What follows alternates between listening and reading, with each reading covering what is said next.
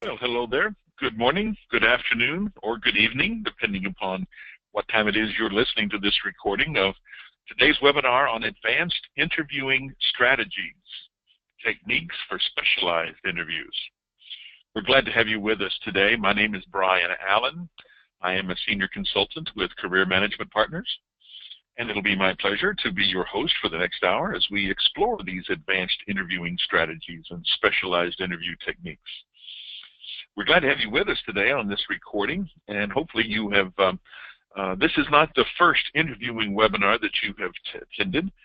This is advanced, as it says, and therefore we are assuming when you're attending this webinar that you already are comfortable with and perhaps have a level of skill with interviews as a topic or as a strategy, and that you're looking for some advanced information about some of the more unique or out of the ordinary kinds of interviewing situations that you might expect to or have experienced in your job search.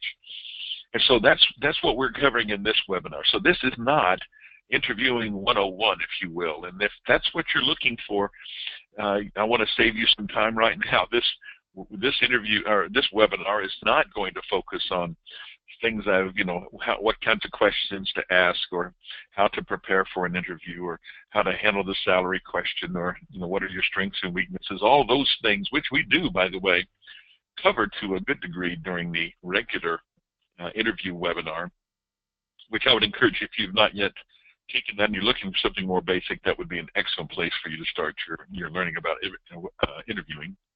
This webinar, however, is unique and different. Here's what we're going to do in this webinar. We're going to learn about 4 advanced interviewing techniques and the strategies around which how to succeed in them, and then help you to prepare for unique questions or interview scenarios that often come up in these advanced kinds of interviews. However, I'm not going to be able to give you the words to say to answer the questions. If that's what you're looking for, if you're looking for the script, if you will, for you to recite an answer for an interview, that is not going to be what we're going to be doing today. We're going to, and frankly, I would hesitate to suggest that that's a good technique anyway for someone to look for someone else's words to use during an interview, because that can certainly backfire on you if you're trying to do that. But we will tell you about what to kind of expect and what they're looking for and how to prepare and what to do afterwards and why it's a good thing for you to be involved in. So we're going to cover these things from a number of different points.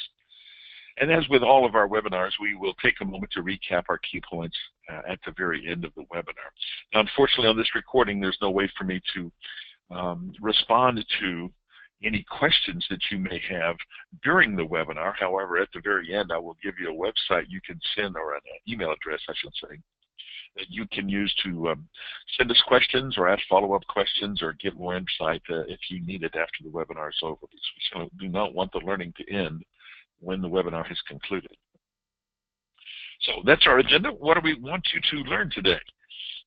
Well, again, of these 4 different interviewing strategies or techniques that we're going to be learning about. One of them is called a panel interview. And this is where there's more than one interviewer. And there is a panel, is what's often called a panel of people who are conducting the interview. Of course, one of them speaks at a time, but perhaps all of them on the panel will have an opportunity to speak. And that presents a unique situation for you in order to be able to handle that kind of a situation correctly. You may be aware that there's a panel interview, or you may not be aware. It could be something that you're kind of surprised by. But that's what we call a panel interview. The second type is a digital interview. This is involving video of some sort, whether it's live through a tool such as Skype or FaceTime or some of the other, or whether it is a file that you're sent where you are instructed to utilize the camera built into your own computer to visually record your answers to a series of questions that have been sent to you that you then have to save and send back to the company that's doing the interview. There's a number of different techniques around a digital interview, and that's kind of something that's somewhat new and as a result of the advancement of technology in cameras and computers and that sort, and phones and that sort of thing. A third type of interview is what is known as a case interview. As in, a case study is an in-depth look at a particular situation that you might have experienced if you've gone to certain classes. Well, a case interview is an interview centered around a unique kind of question around which there may not be one correct answer, but that the purpose of being asked the case interview question is for you to be able to demonstrate your ability to think and your thought process and your skills for handling perhaps unique and maybe unrealistic situations.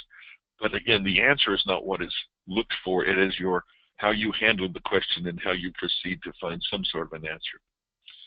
These are kind of interesting, and I think you may have heard something about some of them, and if not, I think you'll enjoy, if not be fascinated by a case interview. It's not very common. It's usually just for certain kinds of positions, but still they have it enough that we think it's important that we have some information about them, and that's one of the reasons we scheduled and created this particular webinar. And then also for other kinds of people in certain situations that you can perhaps expect executive or senior staff interviews, which would be for obviously the more higher level, more senior positions of authority and responsibility within an organization. Those are not your typical interviews either, and hopefully some of you will be involved in some of those, so therefore we wanted to provide some thoughts about those. So again, we want you to learn about these different, but we also want to prepare you for experiencing one of these interviews. So we will explore things like what the interviewer looking for, what is behind the question that they're asking, why schedule a panel interview or a digital or a case rather than a traditional one-on-one, tell me about yourself kind of an interview. What is good about these on your behalf? I mean, yeah, there are going to be some challenges to each of these, but there are also going to be some advantages or some things that can really work in your favor if you approach them right. So we'll be discussing those, as well as a few tips on what it is that you can do in anticipation of going to one or maybe more of these, how you can prepare yourself to put your best foot forward. All right, so that's what we're going to try to do. Let's begin first by talking a little bit about a panel interview. This perhaps is one of the more common of the advanced kinds of interview strategies, where, again, the definition would be where there's more than just one person conducting the interview, two or more. I want to share my experience with you, however. In my past, I've had a number of opportunities to be on both sides of the table of panel interviews. When I first joined one employer that I spent 10 years with, I was interviewed, first of all, by someone in HR on a one-on-one basis in a small room or across a desk, you know, the typical scenario. Then I was invited to come back for a second interview, and that second interview was going to be at the location where the opening was actually housed, where the job was going to be located, with the people with whom I would be joining the team. The people who were in the group where the opening was were then going to be conducting the second interview. And it was a panel, and there were, I can't remember the exact number, but I think there were more than 10 people around, and it was kind of a horseshoe-shaped room. There were quite a few people there. And I knew that it was going to be a panel interview because the recruiter who invited me to come back for the second interview had told me that I would be interviewing with the panel and it would be more than just one person, so I kind of knew that. As a matter of fact, they also asked that I bring with me a demonstration of some sort of a presentation that I could make to the group, because it was a training and development role and they wanted to get us a chance to see how I handled myself in the classroom setting. But that was a kind of an interesting kind of an interview. It was not so intimidating. I kind of knew what was to be expected, and I was confident in myself, and I guess I succeeded because I got the job. But it was certainly a unique interview. I remember, and this may not happen to you, but I remember one of the questions that came from a unique person who I later got to be good friends with, and realized that she was very insightful the way she asked that question, where there were all kinds of, typical, not typical, but doing the job kinds of questions that I had kind of anticipated. One person asked me a question, and she said, "Brian, at its essence, how do you define truth?"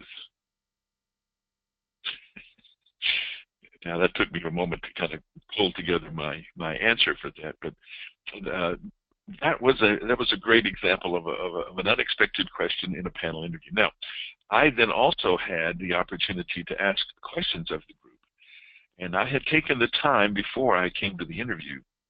I had done a lot of research on the company and the group and the kinds of things they were involved in, and I had been in the world of training development before, and I knew some of the issues that the industry was dealing with, and I had some questions about how this particular company was dealing with those training issues, and I had written out about 4 or 5 questions on a 3x5 card that I had put in my coat pocket.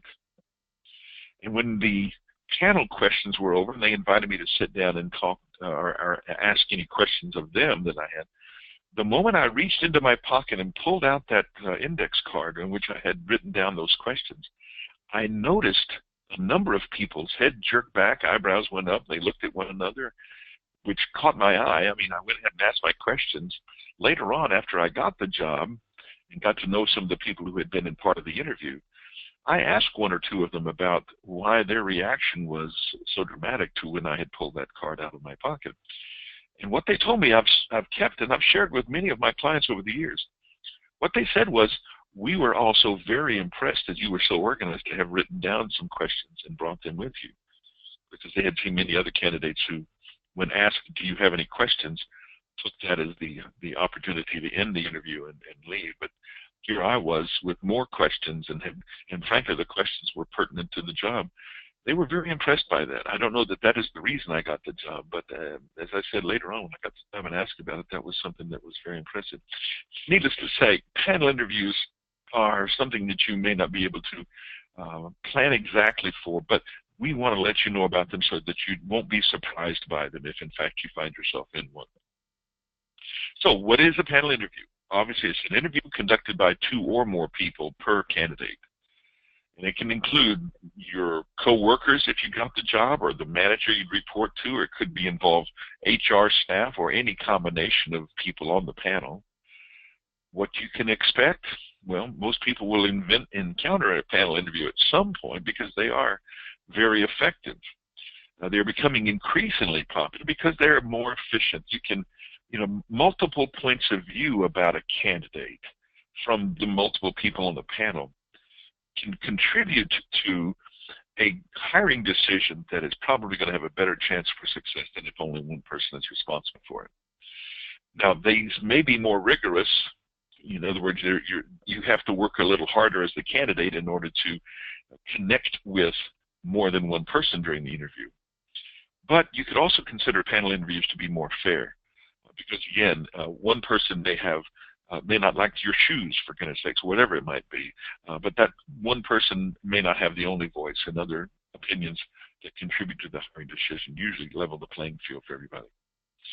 So why would they schedule a panel interview? Well, as with almost every interview, they want to see how you handle yourself, but in the panel interview, they also want to see how you deal with a small group or with differences in people. They also want to try to find out if you're a good fit for the organization, how you might operate under a more stressful pressure situation. How you communicate and present your thoughts to others, obviously, is what almost every interview looks for. How can this be better for you? Well, you may be able, as you're watching the panel interact with one another, you might be able to get a sense of how the employees that you may go to work with, if you get an offer and accept it, how they interact with one another, how they get along. Is there tension, or is there stress or conflict hinted about or demonstrated during the panel itself? That can be very insightful for you. Or does it seem like it's a very professional team that's working well together? You can have a broader sample of the kind of people who do well there. Usually they're going to have the more successful people, the more high-performing people take part in a panel interview.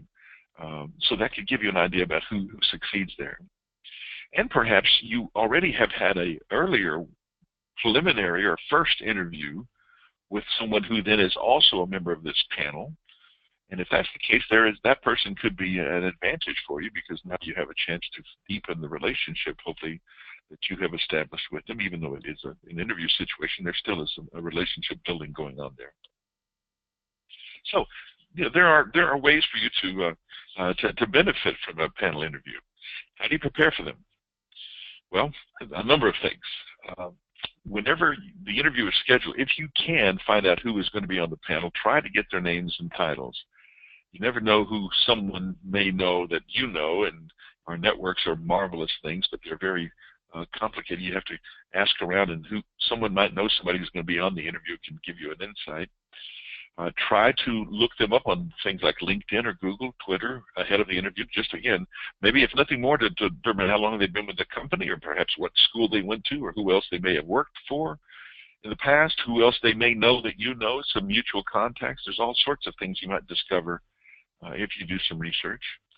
And then think about how your role, if you're hired, would interact with theirs. Anticipate and understand what is likely to be their priority. What are they going to be looking for in their questions and in their evaluation of the candidate being interviewed? Now, obviously, you also want to do everything you can to prepare that you would do for any kind of a one-on-one. So you do want to have some good questions, and you do want to have done your research and your homework on the company itself.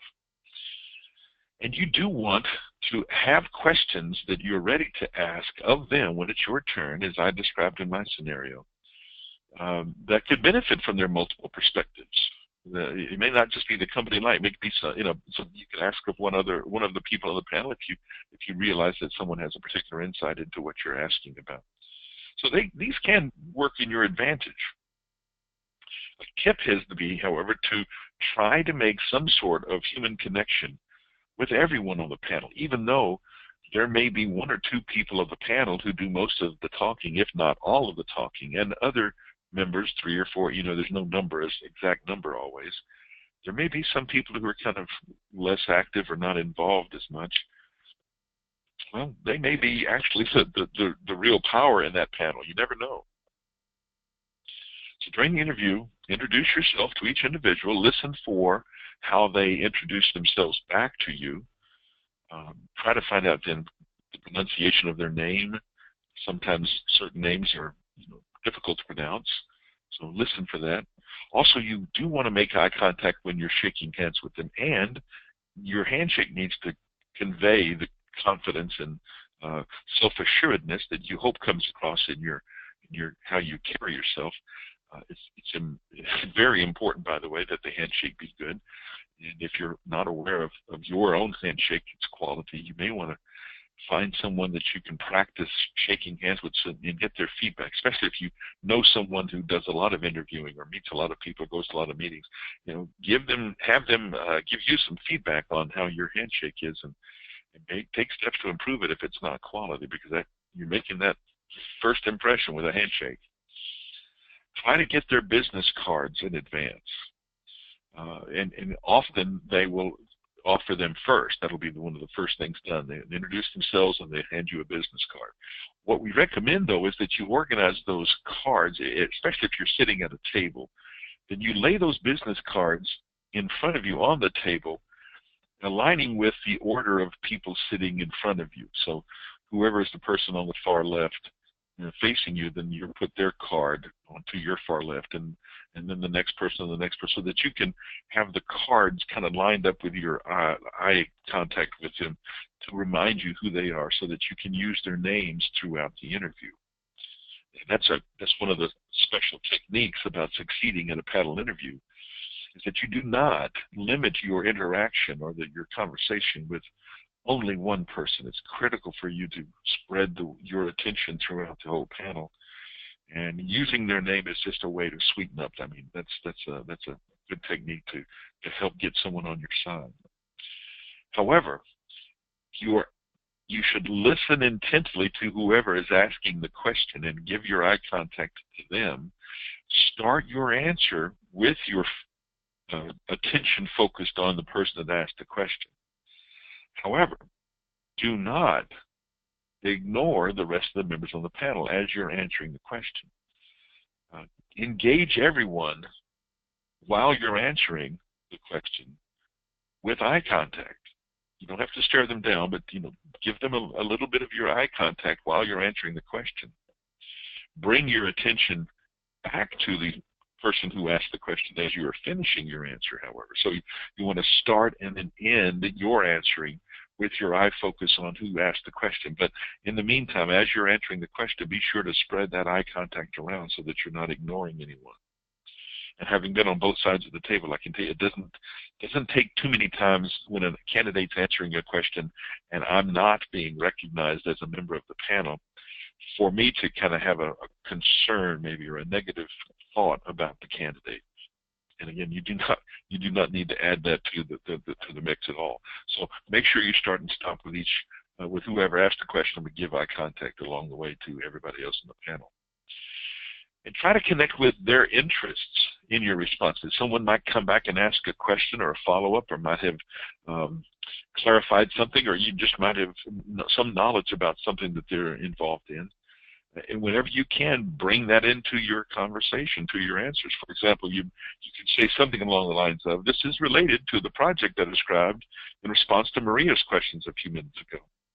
And again, that's just bringing Maria into the mix, even though Maria might not have been the person asking that question. But again, this is how you can connect with and involve the other people on the panel. And if you do this well, it is going to showcase your listening skills and your ability to deal with multiple people at a time.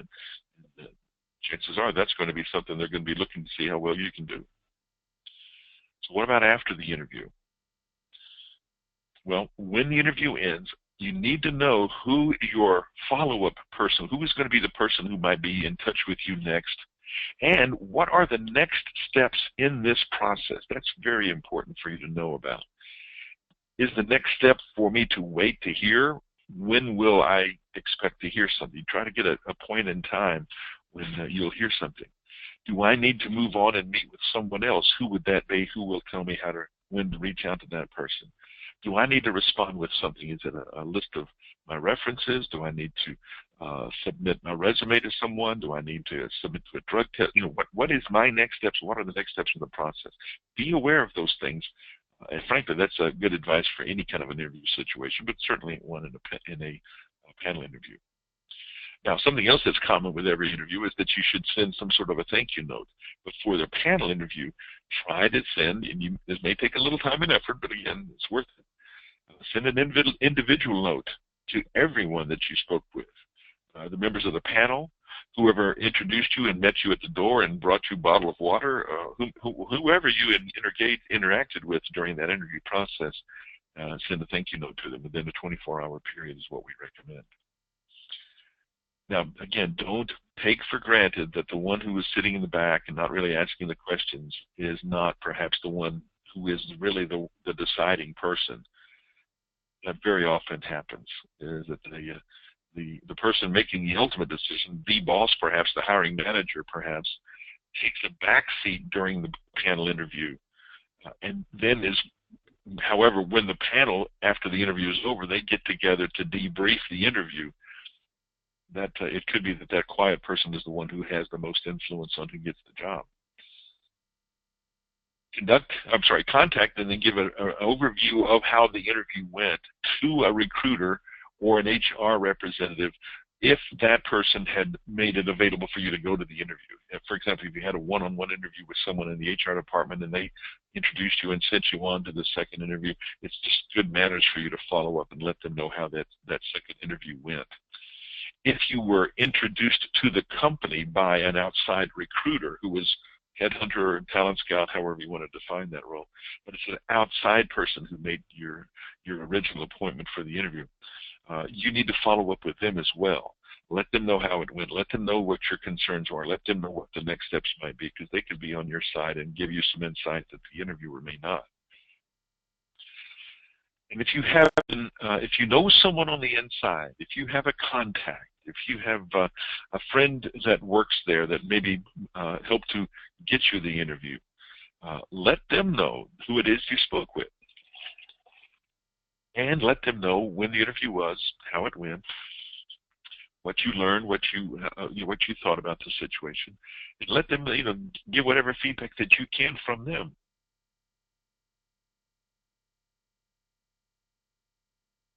You never know what kind of information your inside contact might have. So that's for the first of our 4 advanced techniques for interview situations. The panel. Now, digital interviews are kind of a result of the transformation of our world that is part of the technology revolution that we're in the middle of.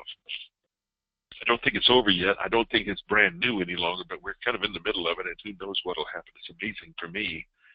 I mean, I was born in another century. I've seen a lot of things, and I'm just totally fascinated by how technology has taken over our world and, in my opinion, made it better.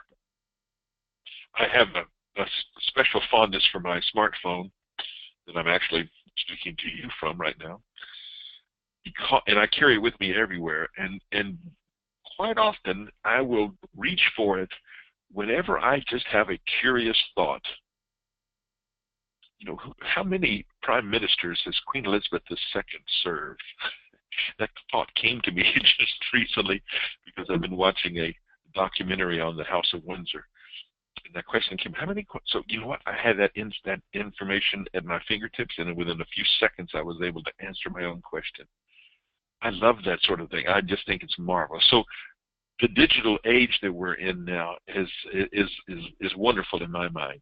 It has created quite a few changes in the whole job search career field, and these digital interviews are one of the manifestations of those changes, because interviews are different now, and many times they are involving video or some sort of a digital interaction.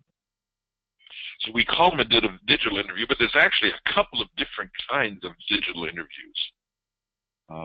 It can either be live, where you're in the moment, but you're at your computer and you're looking and hearing someone who's on their computer somewhere else. So you bring the visual into it, but you don't have to be in the same room.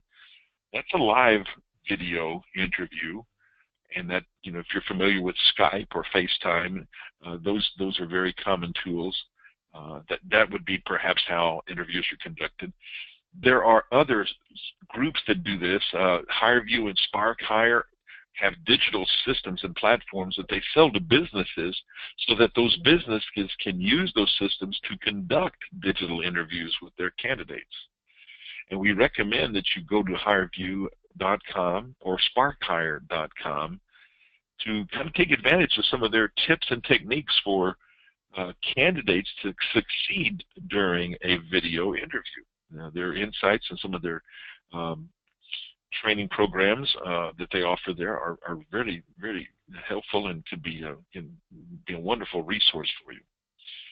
There are other kinds, though, that you could be given a digital file by a company that is going to interview you, and some instructions about what to do with that file, and then you would be instructed to load that onto your computer, engage your camera, and then you have the program then will start running, and it will show you a series of questions, and you have X number of minutes after the question has been shown for you to respond with your answer onto the camera being recorded onto the digital file that you loaded. There's not going to be perhaps another person on the other end of that video. It's just you, and you're going to record that as a response to the questions that they pose to you, but you have a limited amount of time. And then you have to then send that file back to whoever scheduled the interview, and then they use that recording as an evaluation tool for you. But these, again, it involves not just the verbal response of communication, which is what you're limited to on a phone interview. On a phone interview, they can hear you clearly, but they can't see you. These digital interviews bring the visual aspect of communication into the interview process without having to travel somewhere, to go somewhere. It lets them hear the voice of the candidate. And it does promote some human interaction, believe it or not, especially the live chats or the video conferencing or the video interviews that you go on. But it also then does allow for less stress, less effort, less expense on the part of the company, not having to pay transportation charges or those sorts of things to interview candidates. You can be more relaxed if you're at home than you might be if you had to go to an office. So there's pluses on both sides. During a digital interview, they are becoming very unpopular and efficient because, especially if the job is in one place and you're in another place. And rather than fly you in for an interview, which is what used to happen all the time, but of course that involved travel costs, then they may just do it on the video.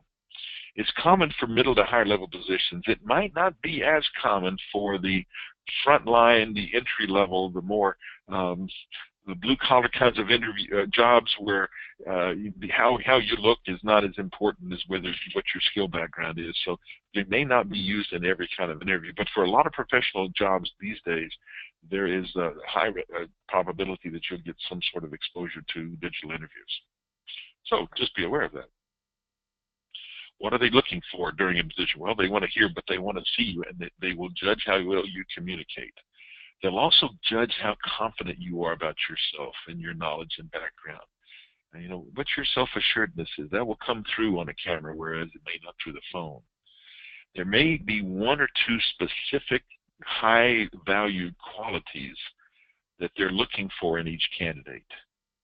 And their questions probably will be designed to reveal those things. So you kind of have to let them take the lead. It's not a good idea to try to take over a video interview. Frankly, it's not a good idea to try to take over any kind of an interview, but especially on a video, because there may be a time factor involved in especially in the recorded kind of video situation where there's a time limit to how long you can answer the questions.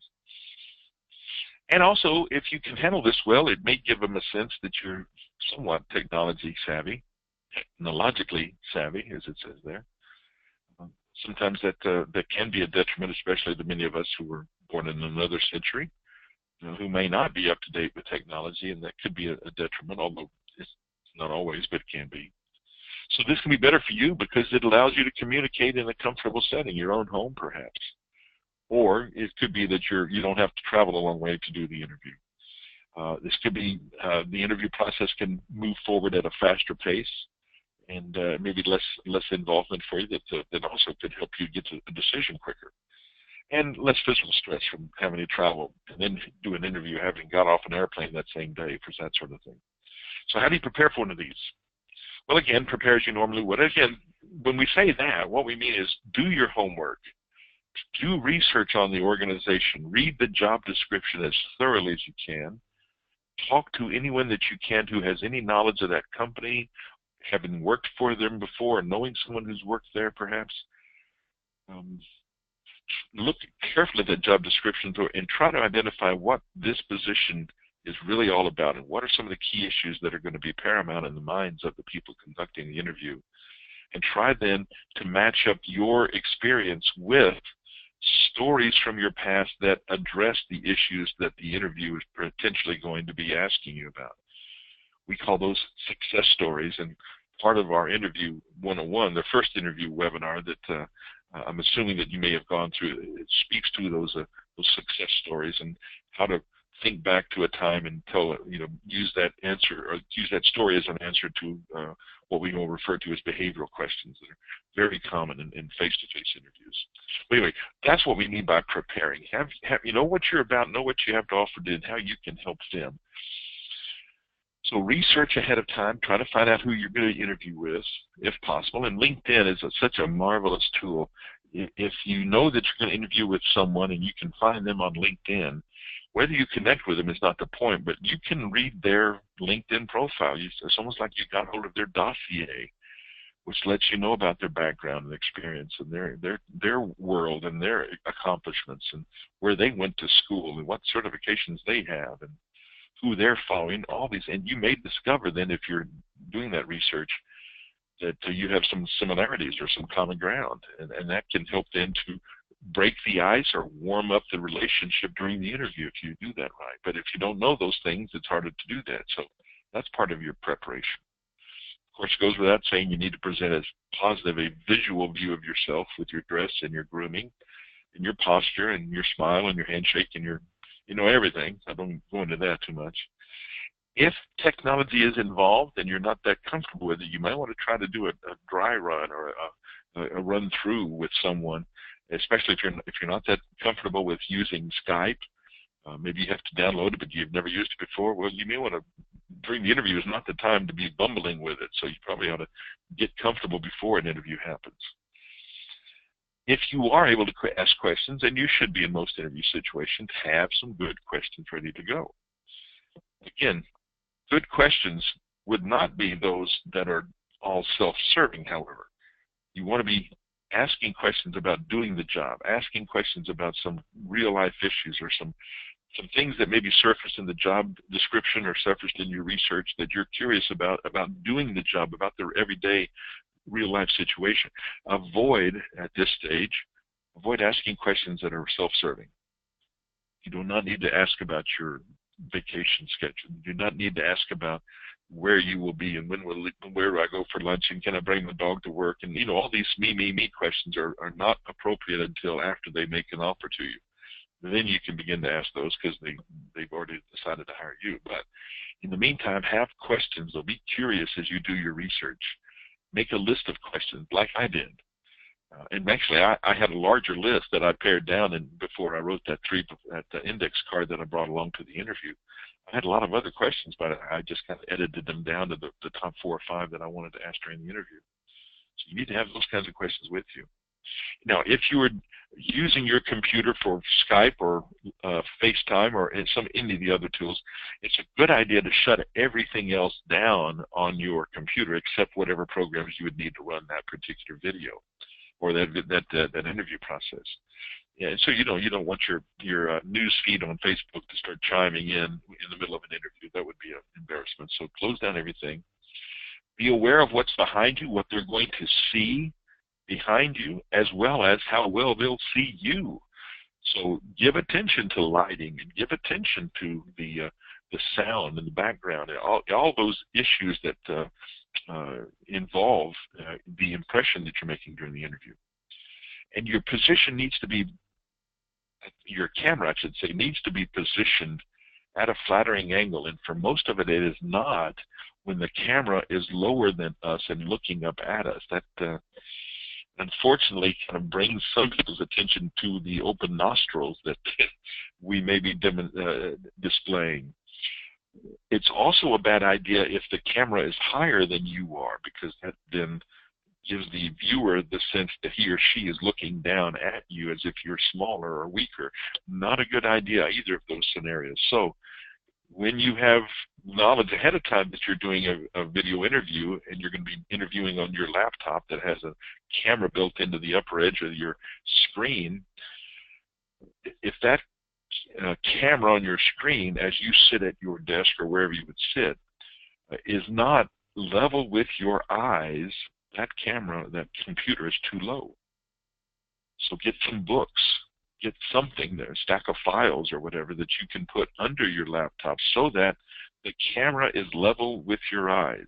You do not want the camera to be a high or low, then giving the viewer the impression that they're looking up at you or looking down at you. Neither of those are good. Level eye contact. And critically, that while you're talking to them, and most of the video conferencing software programs provide a small little window on your screen that lets you see what your camera is showing them while the rest of the screen is showing what their camera is showing you. Well, do not look at your little picture throughout the interview. Yeah, you want to make sure that you're coming across fine, the lighting is good, and all that. However, you need to look directly into the lens while you're talking to them, because you looking into the lens of your camera is the equivalent of you looking into their eyes, because they're going to be looking at the screen that is displaying what your camera is seeing. So again, force yourself to look right at that camera, not just zoom in on your own picture throughout the interview. And the lighting is very good. Make sure you have good lighting from in front of you. Or otherwise, your eyes may look like, especially if it's overhead lighting and maybe too severe. If it's not coming from the right angle, it could leave your eyes looking like black holes.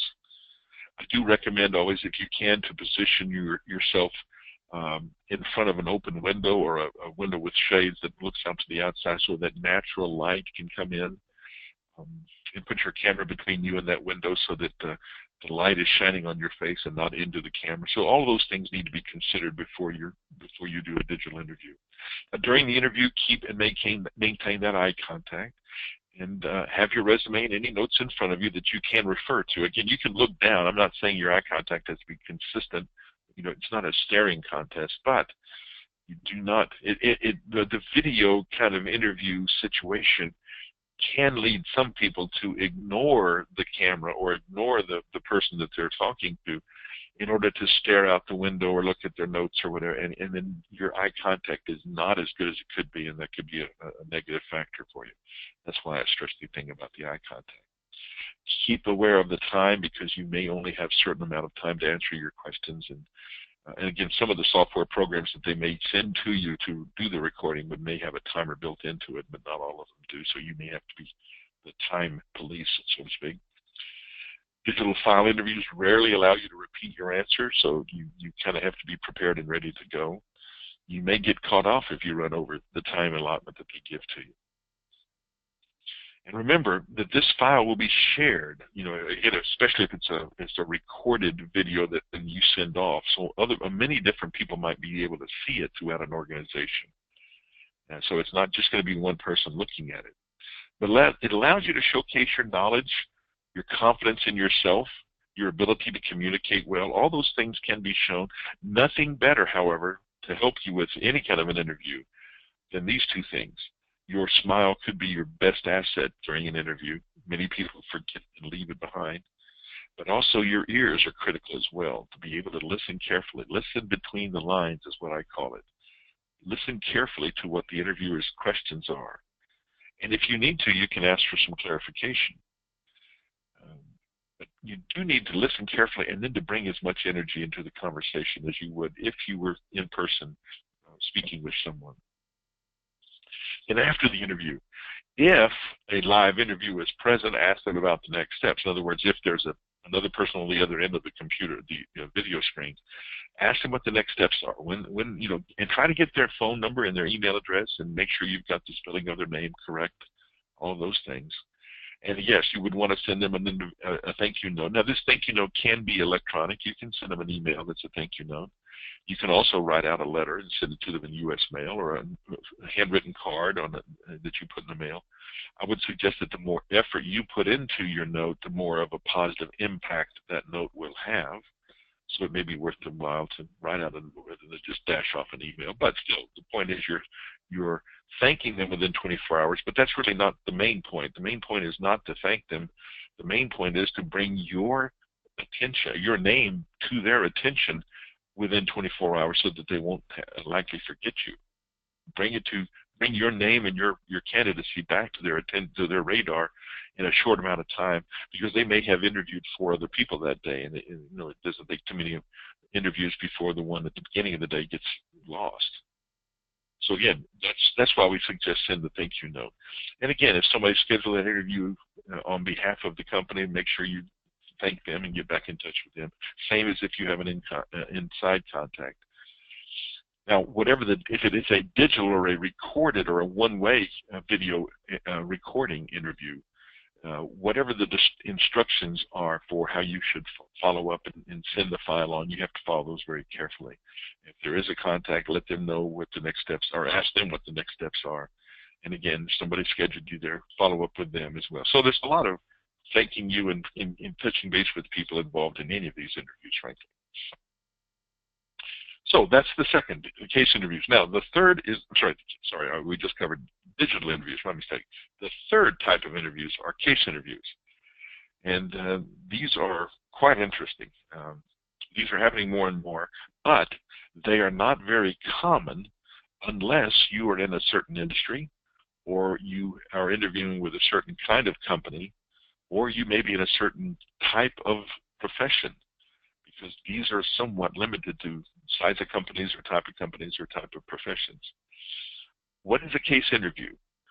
Well, the candidate is given some sort of a scenario, and it could be very short, very simple, a hypothetical situation perhaps, and there's not really one correct answer that's expected. As a matter of fact, the accuracy of the answer is not as important as the process you follow to come up with an answer.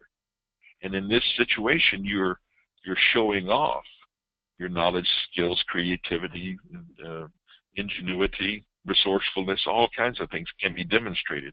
And these are the things that are going to be looked for and listened for during the interview. It'll allow the interviewers to assess your analytical skills, your judgment, maybe your logic, your common sense, in a real-time, in-the-moment kind of a situation. And it'll be a challenge for you because you'll have to, off the top of your head, come up with something, because these are very, very difficult to anticipate ahead of time, therefore very difficult to prepare for ahead of time. You just have to be ready to, on a moment's notice, go with something. And that sounds kind of challenging, doesn't it? Yeah, it is. And so these case interviews can trip up someone if they're not at least aware of what the situation is and how to approach them. But it does give you a chance to show how you process information, how your mind works.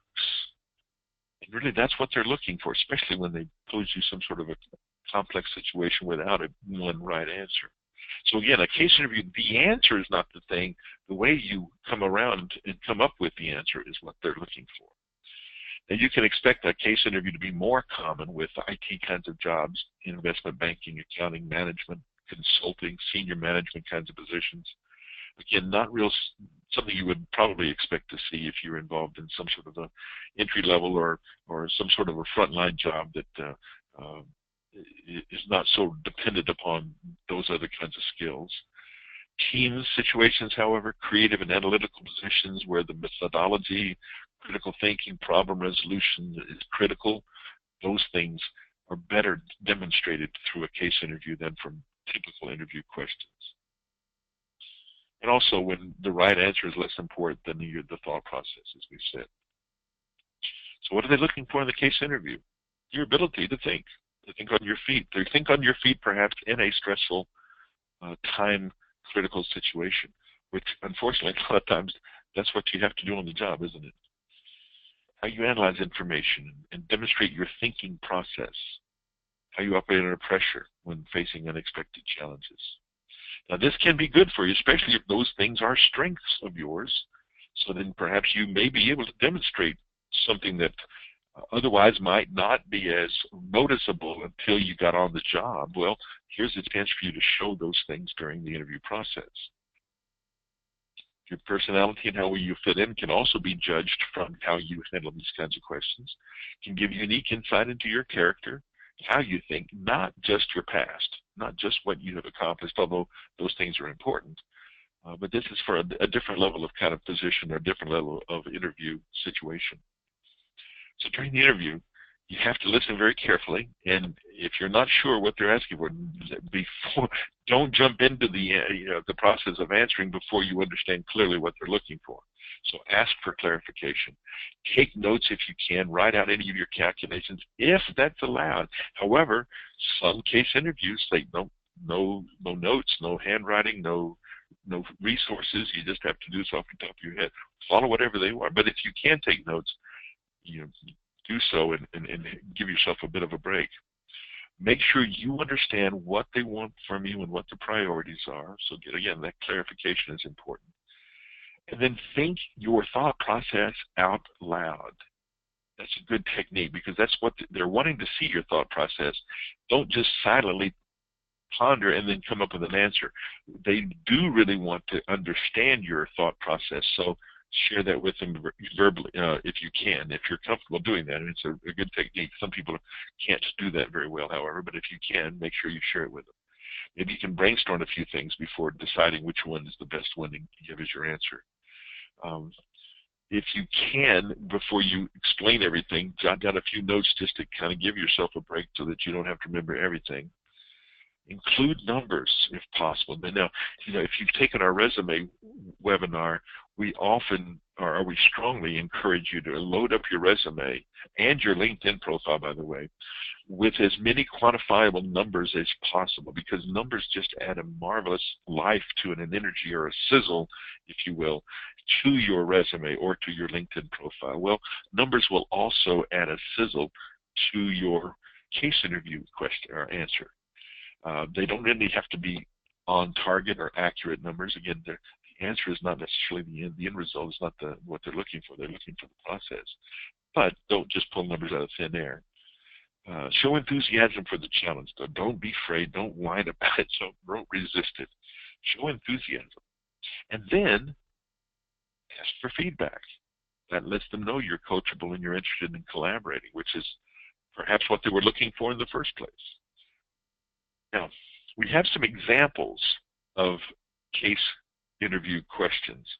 And we've drawn these from a variety of sources, specifically large, well-known companies, well, not all well-known, but influential companies who have kind of gotten a reputation for the use of these case interviews in their interview process. You may have heard of some of these, and now I'm not going to try to give you an answer for all these. I just want to show you what some of these case interview questions can be like, and to begin to get you to think then about how might I respond if I am asked that question in an interview in the future. So here's one from Google. Why are manhole covers round? Now, yeah, that's an example of a case interview. That the case is that's just that odd question, and they want to see how your thought process goes.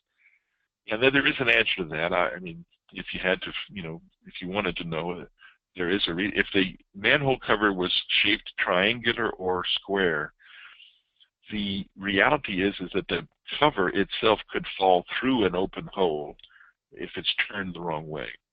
However, with a round cover, the cover itself can never fall through the hole that it's intended to cover.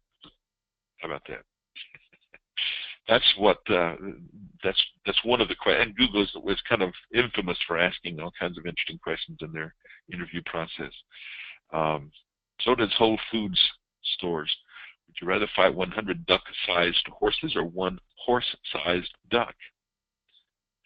Okay, now you're getting a sense that these are unusual, out of the ordinary, catch you off guard. There's not any one right answer, and that's the whole point about a case interview. Put you off your game a little bit just to reveal how you can handle situations that you might not have faced before and what your thought process is like in the meantime. That's what these things can do. I don't have any idea what the right answer for that is, but that's not really the point here. Microsoft asks questions like this. How would you test an elevator? Oliver Wyman, I'm not sure who Oliver's with, but he gives a business case situation. Your client is a $300 million a year copper mining company. This year it has lost $50 million. How do you turn it around? How would you address that scenario? McKinsey is a business consulting firm. How long would it take to move Mount Everest 1 mile east using a dump truck? Now, a lot of math might be involved in answering that question accurately, and that may not be your strong suit, but you can still go around describing the process of how you would calculate how long it would take to move that just by pulling some anticipated numbers out of thin air, perhaps. Bain & Company is another HR consulting firm. What's the optimal layout for a gas station convenience store? You realize they all kind of have the same layout, don't they? The drinks are all in the back walls, forcing you to walk through all the other aisles where the salty or sweet snacks are, or the quick food things are. So you have to walk past all those things to get to the beer or the cold drinks or the coffee or whatever in the back. You don't put those things up front because otherwise you might miss the other things that they have on sale there. This is the thought process that you may have to demonstrate. Boston Consulting Group, another consulting firm. MBA wants to expand into China. Should they? If so, how? These are only samples of case interview questions. And again, there's 1,000 of them. These are not in any way a complete list. But it does give you a sense of if you were to be asked a question like this, there may not be one right answer, but that's not the point. The answer is not the point. The way you approach the answer, the thought process you reach in order to come up to an answer is what they're looking for. So, for example, if you were told to answer this this particular question, and you could not use a calculator, you could not use the internet, you could not even use a pen or paper, how would you answer this question? How many basketballs would it take to fill the room you're in right now? Okay. Now, I can't tell you what the answer is, but first of all, what would be the first thing you'd need to figure out? Is it how big the room is that you're in? Is there any way for you to look up on the ceiling if you're in an office and you have a drop-down ceiling with ceiling acoustical tiles? You may be able to anticipate that those are often 2 feet wide by 4 feet long. You may be able to count how many there are and come up with a width of the room that way. And most typical rooms have 10-foot ceilings. Some may have higher, but so you can just describe that. And just what I've done now could be the thought process vocalized out loud that might lead the interviewers to get a sense of my thought process and let them see that that's the sort of thing they're looking for. Maybe then, how would I measure that? Again, the size of the tiles, or how many tiles on the floor, or or the length of your foot. I mean, I have a big foot that's more than 12 inches long, but many of us have a foot that maybe is 12. So you could just use that to measure how many feet something is. There's all kinds of ways you could come up with that. But can you communicate your answer to that question in less than a minute? If that was the scenario, if that was the situation that you were placed in, which is not unlike what a case interview might be. So again, don't fret this. Because you may not ever encounter this. But if you do encounter them, just do your thought process. Let them see how you think. That's what they're really looking for. Now, the last situation we want to suggest is if you are at a level where you're going on interviews that are for an executive or senior staff, for any executive or senior staff titles, such as the C-suite positions, CEO, Chief Executive Officer, COO, Chief Operating, CFO, Financial, CHR, whatever it might be, whoever that is. Their interviews can look like anything. They can have a combination of any of these things. And usually it's not just one interview. Usually the process for an executive takes a period of time and it covers a number of different visits. And in these visits you are exposed to and get a chance to meet with people who will be your peer, people who would be your superiors, people who would report to you. So all kinds of people that you can, and they're all going to have perhaps a say into the decision process. Quite often executive or senior staff interviews involve some sort of social function, a trip on the golf course or the tennis court perhaps, or maybe a sporting event where there's the team has a booth or in a stadium or something like that. Who knows what or maybe you're invited to someone's home for a social event. There's something more than just a business environment involved usually. Now, again, you wouldn't get to an executive interview unless you were really in the running for a senior position of some sort. But you may be a high potential leader where someone is wanting to take the measure of you for some future promotion. And you can, the more you are able to telegraph or demonstrate your capacity throughout your career, the better chance you have of being considered for some of these senior jobs. What they're looking for during senior, overall, your ability to contribute to the big picture of the company, not just the day-to-day tasks, but you're going to be an officer, and an officer has more than just day-to-day responsibilities. How do you think strategically is what they're going to be looking for, not just the tactical, but the strategic. Your own self-awareness and your commitment to growth and your confidence in yourself. They're going to want to be able to be convinced that you'll help them in the future. So you need to talk about the future and what you can do in the future rather than only focus on what you may have done in the past. This can be good for you because, again, you can talk about your passions and potential, not just what you've done in the past. The focus will be on you as a person and how you can contribute. And you may meet many different colleagues who will then give you, really good information about what this team is like and whether or not this is a place you want to be. How do you prepare? Well, you have to prepare thoroughly. We've already described a number of those things. But you have to be prepared even to a higher level for an executive staff. It's also very important that you're prepared to share your story, or we call it your value proposition. again, future-oriented, not just past or historical-oriented, but what you'll be able to bring to the table in the future. Make them see you as a difference maker. Show your enthusiasm and your engagement and your comfort with yourself and with others, and your curiosity for what's going on. Show your strategic thinking and your thoughtfulness, and that you're a centered person, that you're not, off in the edges running amok somewhere.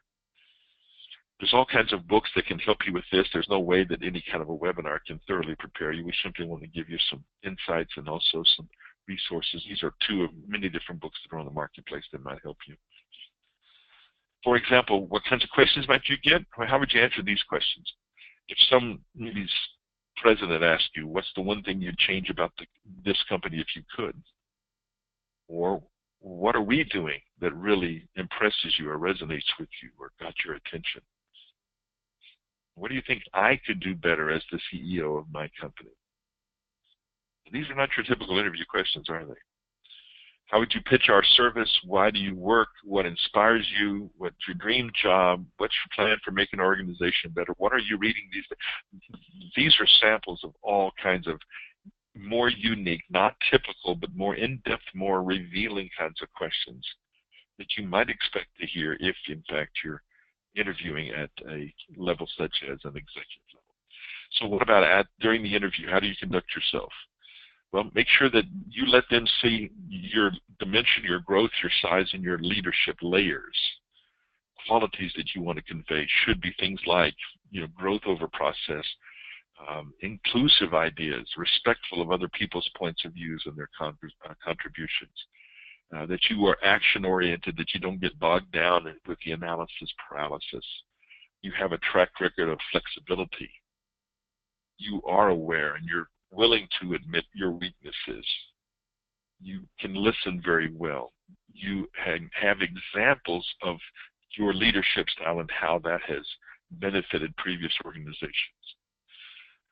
And after the interview is over, again, same kind of attention for whoever you've interviewed with. It's just that the intensity is turned up a little bit. Make sure to know who to stay in touch with over time, and then make sure you do that. You stay in touch. Don't leave it to them. Show your initiative and stay in touch in some way. Reconfirm whatever the next steps are so that you can prepare for those. And then go to work, not taking the job, but go to work continuing to network, learn more things, make new contacts, learn more about the people and company through your external sources, and be on the lookout for more external sources.